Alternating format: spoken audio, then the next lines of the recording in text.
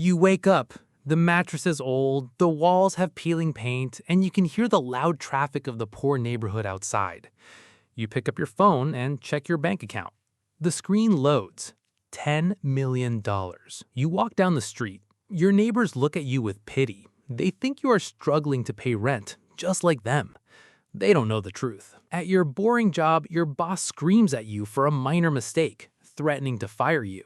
But your heart rate doesn't even go up. You don't care. You could buy the entire company right now and fire him. But you just nod and go back to work. Later, you sit with your friends. They complain about their debts, their car loans, and how unfair life is. You want to help them, but you know human psychology.